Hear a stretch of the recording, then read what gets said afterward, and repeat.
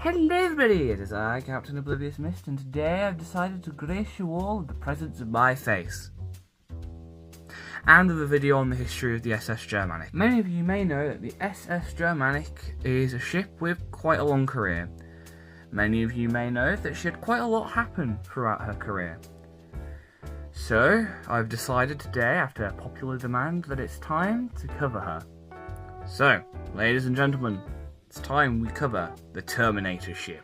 Do you recognize one of the grandest ships that ever carried the British flag? It's great to be here for the opening of the Dudley Hippodrome. A theatrical landmark could disappear if plans to demolish it go ahead. Had a wonderful war record, sinking 2 enemy submarines and carrying thousands of troops in safety. They called her the Old Reliable.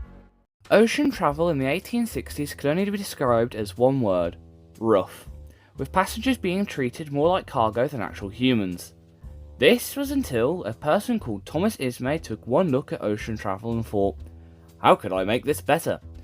Leading to the construction of the SS Oceanic and her sisters. These ships would prove successful, in fact so successful that shipping lines like the Cunard were beginning to try and one-up the White Star Line. This meant that Ismay would need something newer and more luxurious if he is to compete, leading to the construction of two new luxurious liners, the Britannic and the subject of today's video, the Germanic. The Germanic was going to be powered by two compound steam engines that drove one propeller, giving her a service speed of 16 knots. She would have both sails and steam engines, and as for interiors, they were going to be far ahead of most ships of her time, giving the White Star Line an edge over the competition. Unlike 90% of the White Star Line's other ships, the Germanic would be constructed by Harland and Wolff. Her construction process would be relatively uneventful and was launched on the 15th of July 1874. However, she would suffer some delays during her fitting out process, pushing her completion back to the 24th of April 1875. Her Germanic's career would start on the 20th of May 1875, when she left on her maiden voyage, which she completed without event. On the 30th of May, just under a year later, the Germanic would take the blue riband off the Inman Line City of Berlin. On the 7th of November 1880, the Germanic would whack the Samarang for the Don Tony Soprano. The Germanic would have a collision off the coast of New Jersey. Then, in January of 1883, the Germanic's propeller shaft decided to become a sheep, and was sheared. Get it? Then, in April of 1885, Poseidon would see the Germanic sailing past the coast of Ireland and decided to wave. Literally, as a massive wave smashed onto the Germanic, causing a new window to open up in the reading and writing room. A sailor also decided to go for a swim, but most importantly, it caused the water to flood the engine room. See, the second Adriatic wasn't the first ship to have a swimming pool. Anyways, the damage to the Germanic was deemed so severe that the captain decided it would be too dangerous to continue, leading him to turn the Germanic back round. By 1895, the Germanic was starting to show signs of age, as she was 20 years old by this point. This would lead the White Star Line to give the Germanic a major refit. This would see the addition of longer funnels, an extra deck, and the installation of brand new triple expansion engines. On the 11th of December 1895, the Germanic decided to become the Storstad, as she rammed a ship whilst en route to New York.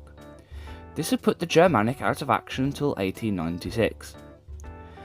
Nothing of note would happen to the Germanic until February of 1899, as following an extremely cold voyage that left the Germanic covered in ice, she was being refueled and prepared for a return crossing.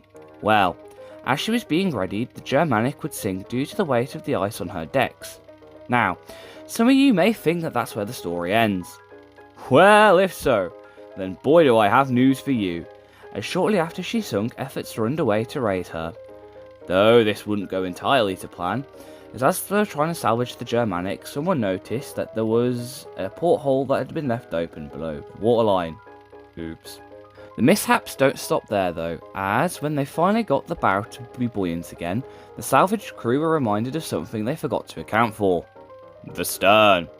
As when they raised the Germanic's bow, they managed to accidentally bury the stern deeper into the mud, though thankfully after a week of salvage efforts, the Germanic would be raised and sent off to Harland and Wolff for another major refurbishment. After this, the Germanic would only sail for the White Star Line for 4 more years, as in 1904 she'd be transferred over to the American Line. She would operate under the American Line for a grand total of a few months, as in October of 1904 she'd be handed over to the Dominion Line and was renamed Ottawa. She'd serve under this name until 1910, as in 1910 the Ottoman Empire decided to buy the Ottawa for service as a troop ship so they could send troops to put down rebellions in Yemen. For this she was once again renamed, this time to the Gusimul. The Gusimul would serve without event until 1914, as a bunch of empires decided war would be fun, leading to the Ottoman Empire to join the Central Powers.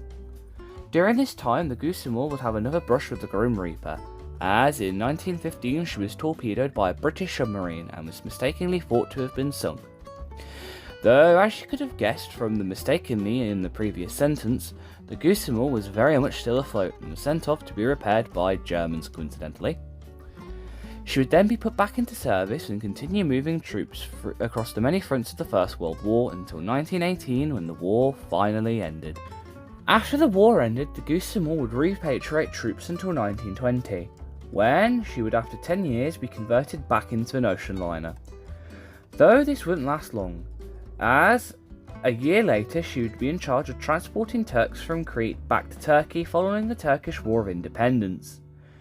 During the 1920s, the founding father of Turkey would often take voyages on the Gusimul. In 1928, the Gusimul would be transferred over to the Turkish Navigation Administration. Then, in 1931, she would end up grounding. By 1937, she was retired and turned into a floating warehouse. She would serve in this role until 1950, when she left Istanbul for Messina to be broken up, bringing an end of the ship that just wouldn't die.